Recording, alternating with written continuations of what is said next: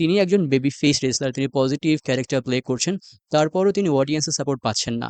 হয়তো তার কোনো দুর্বলতা ছিল, স্পেশালি তার দুর্বলতা ছিল মাইক স্কিলে। একসময় রোমানের অভাবটা ডাব্লিউডব্লিউই বুঝতে পারলো যে আগে রোমান থাকার পর ডাব্লিউডব্লিউ যে পারফরমেন্স ছিল, বর্তমানে সেরকম পারফরমেন্স পাওয়া যাচ্ছে না। তো তারা তাকে আবার রিটার্ন করালো খুব তাড়াতাড়ি, এবং রোমান আসার পরে কিন্তু ফ্যানদের যে সাপোর্ট এখন তার প্রতি এটা আছে। হ্যালো সবাইকে, আপনাদের সবাইকে স্বাগতম জানাচ্ছি আজকের ভিডিওতে।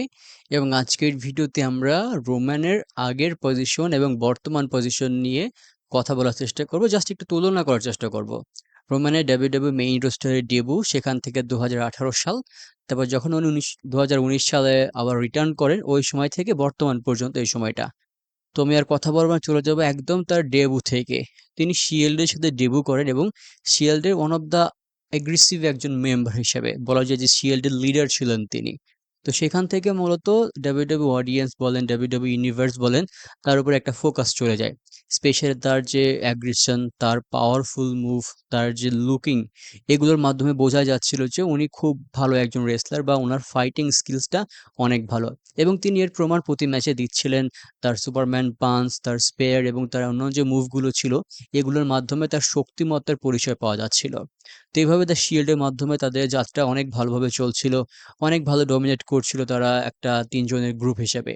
পরবর্তীতে শিল্ড যখন ভেঙে যায়, তখন তিনি ডিন অ্যাম্ব্রোসের সাথে মিলে কিছুটা সময় কাটান, কয়েকটা ম্যাচ খেলেন, এবং পরবর্তীতে ডাব্লিউডব্লিউই ডিসিশন নেয় যে তাকে সোলো পুশ দেওয়ার জন্য, অর্থাৎ তাকে একা একটা রেসলার হিসাবে ম্যাচ খেলানো এবং স্টোরি তৈরি করার জন্য।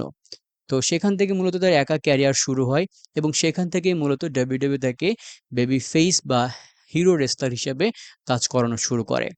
তো এই সময়টা রোমানের জন্য অতটা ভালো ছিল না, যদিও এটা তার লাইফের একটা গোল্ডেন অপরচুনিটি ছিল। কারণ ডাব্লিউডব্লিউই তাকে বারবার একটার পর একটা সুযোগ দিচ্ছিল, তাকে অনেক বড় বড় ফিউড অন্তর্ভুক্ত করাচ্ছিল, অনেক বড় বড় ডাব্লিউডব্লিউ যারা নেগেটিভ রোল প্লে করে, যেমন ধরেন যে রুসেভ আছে, ওদিকে ব্রে হোয়াইট আছে, এরকম বড় বড় রেসলারের সাথে তার ফিউড গড়ার চেষ্টা করে। এবং কিছু কিছু ফিউড কিছু ভালো হয়, তবে দেখা যায় যে একটা জিনিস যে তিনি একজন বেবি ফেস রেসলার, তিনি পজিটিভ ক্যারেক্টার প্লে করছেন, তারপরও তিনি অডিয়েন্সের সাপোর্ট পাচ্ছেন না। হয়তো তার কোনো দুর্বলতা ছিল, স্পেশালি তার দুর্বলতা ছিল মাইক স্কিলে, মানে কথা বলাটা, প্রোমো কাটা, এগুলোর ক্ষেত্রে তিনি অতটা ভালো ছিল না। এবং একটা ফিউড বা একটা স্টোরিতে প্রথম থেকে শুরু করে শেষ পর্যন্ত একটা সমাপ্তিতে নিয়ে আসা, রিংয়ের মধ্যে ফাইটিং ছাড়াও কিছু কেমিস্ট্রি আছে, দর্শকদের সাথে কানেক্টেড থাকা, এই জিনিসগুলোতে তিনি একটু দুর্বল ছিলেন। তো এইগুলোর জন্য দর্শকরা একসময় অতিষ্ঠ হয়ে গিয়েছিল যে ডাব্লিউডব্লিউই কেন তাকে বারবার এভাবে সুযোগ দিচ্ছে, তিনি অডিয়েন্সকে খুশি করতে পারছে না, তাও কেন অডিয়েন্সের সামনে বারবার তাকে বেশি সময় রাখা হচ্ছে। তো এই সময়টা ডাব্লিউডব্লিউই এর ফ্যানদের জন্য এবং রোমানের জন্য অনেকটা বোরিং ছিল আর কি। তো এভাবে তার সময়টা চলতে থাকে। এই সময় তিনি অনেক ভালো ভালো কিছু অ্যাচিভমেন্ট পান। তিনি কয়েকবার ডাব্লিউডব্লিউ চ্যাম্পিয়নশিপ জেতেন, ট্যাগ টিম চ্যাম্পিয়নশিপ জেতেন কয়েকবার, তিনি রয়্যাল রাম্বল জিতে যান। এবং তার একটা ভালো সময় ছিল, তিনি কিছু সময়টা মিড কার্টে রেসলিং করেন, সেখানে তিনি ইউএস টাইটেল জিতেছিলেন, এবং রুসেভের সাথে একটা ফিউড ছিল। ওই ফিউডটা মোটামুটি ভালো ছিল তার, যে 2018 সালের এই আগের সময়টাতে। তো এইভাবে তার হচ্ছে চলতে থাকে, এবং দেখা যায় যে 2018 সালে তিনি হচ্ছে ইউনিভার্সাল টাইটেল জেতেন। তৎকালীন সময়ে ইউনিভার্সাল টাইটেলটা একটু নতুন ছিল, এবং এই টাইটেলে জেতার পর ডাব্লিউডব্লিউ দেখলো যে এখনো রোমান ততটা ভালো আউটপুট দিতে পারছে না, স্পেশালি তিনি ফ্যানদেরকে খুশি করতে পারছে না, অডিয়েন্স এখনো তার প্রতি সম্পূর্ণ সন্তুষ্ট না। তো তার পরবর্তীতে যে স্টোরিটা হয়, রোমান অ্যানাউন্স করে যে তার হচ্ছে লিউকোমিয়া এই রোগের কথা, এবং তিনি তার বেল্টটা রেখে কিছু দিনের জন্য বা কয়েক বছরের জন্য, বছর খানেক হবে মনে হয়, তিনি হচ্ছে রিং এর বাইরে চলে যান। তো এই সময়টা ছিল রোমানের জন্য একটা টার্নিং পয়েন্ট। তিনি দর্শকদেরকে ইমোশনালি তার সাথে অ্যাটাচ করতে সক্ষম হন, এবং দর্শকরা তার প্রতি একটা সিম্প্যাথি প্রকাশ করে। তো তার এভাবে লিভ নেওয়া কিছু সময়ের জন্য দর্শকদের মনে একটা অন্যরকম অনুভূতি সৃষ্টি করে। পরবর্তীতে তিনি 2019 সালে যখন রিটার্ন করেন, তখন দর্শক পুরো উল্টে যায়, মানে দর্শক তাকে একদম চিয়ার্স দেওয়া শুরু করে, তাকে অনেক বেশি সাপোর্ট দেওয়া শুরু করে।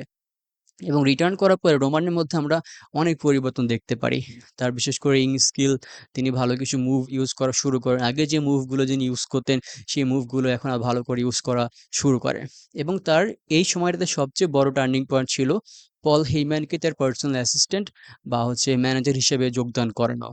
পল হেইম্যান হচ্ছে এমন একজন পার্সন, তিনি যার সাথে থেকেছেন তাকে তিনি সুপারস্টার হিসেবে সাকসেসফুল করাতে সক্ষম হয়েছেন অধিকাংশ ক্ষেত্রেই। তো তার এই সময়টাতে রোমান অনেক ভালো করতে থাকে। তিনি কিছু সময়ের মধ্যেই চ্যাম্পিয়নশিপ অর্জন করতে সক্ষম হন। ডাবল চ্যাম্পিয়নশিপও পেয়ে যান এবং তার পরবর্তীতে তিনি হিল টার্ন করেন। হিল টার্ন করে তিনি হচ্ছে the head of the table, tribal chief এরকম রোল প্লে করতে শুরু করেন। তিনি তার ট্রাইবালের মধ্যে বিভিন্ন হচ্ছে স্টোরি বিল্ড করতে সক্ষম হন এবং স্টোরিগুলো ১ম থেকে শেষ পর্যন্ত ভালোই সাজানো গোছানো ছিল। তবে এই সময়টাতে যাকে সবচেয়ে বেশি ধন্যবাদ দেওয়া দরকার রোমান, তিনি হচ্ছেন পল হেইম্যান। পল হেইম্যান তাকে এমনভাবে উপস্থাপন করেছে, এমনভাবে হেল্প করেছে রিংয়ের মধ্যে, রিংয়ের বাইরে, ব্যাক স্টেজে, যে তিনি আরো বেশি মনোবল ফিরে পেয়েছেন। এবং আমরা জানি যে রোমানের কিন্তু বর্তমান মাইক স্কিলসও অনেকটা ডেভেলপ করেছে এবং এক্ষেত্রে কিন্তু পল হেইম্যানেরও অবদান অবশ্যই আছে। এছাড়াও তার আরো যে কাজিনগুলো ছিল, জিমি অ্যান্ড জে উসো, তারপরে আরো ছিল আপনার স্যামি জেন, তারাও তাকে রিংয়ের মধ্যে অনেকটা হেল্প করেছে। তো এভাবে তার সময়টা অনেক ভালো কাটতে থাকে। পরবর্তীতে কডি রোডসের সাথে তিনি WrestleMania-তে হেরে কিছুদিনের জন্য রেসলিং থেকে বাইরে যান। তবে এই সময়টা রোমানের ফ্যানরা মানে তাকে এতটা ভালোবেসে ফেলেছিল, তারা সবসময় রোমানকে চাইতো রিংয়ের মধ্যে। তারা "উই ওয়ান্ট রোমান" নামে হচ্ছে বারবার চ্যান্ট করতে থাকে। তবে একসময় রোমানের অভাবটা WWE বুঝতে পারল যে আগে রোমান থাকার পর WWE যে পারফরম্যান্স ছিল, বর্তমানে সেরকম পারফরম্যান্স পাওয়া যাচ্ছে না।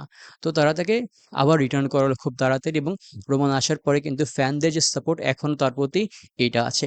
তো এখন দেখার ব্যাপার যে রোমান তার ফ্যানদের সাপোর্ট কতটা ধরে রাখতে পারেন, পল হেইম্যানের সাথে তিনি আবার অ্যাটাচড হবেন কিনা এবং তার বর্তমান এবং ভবিষ্যৎ প্ল্যানিং কি, WWE তার উপরে কি প্ল্যান করতেছে, এগুলো হচ্ছে দেখার ব্যাপার। তো এবার আমার হচ্ছে পার্সোনাল অপিনিয়ন শেয়ার করি। অনেকের একটা অভিযোগ আছে যে WWE রোমানের উপরে অনেক বেশি সময় নষ্ট করেছে, তাকে অনেক বেশি পুশ দিয়েছে যেটা সে ডিজার্ভ করতো না। দেখুন, রোমান রেইন্স এমন একজন রেসলার, তাকে দেখলেই মনে হবে যে তিনি হিরোইক ক্যারেক্টার প্লে করতে পারেন।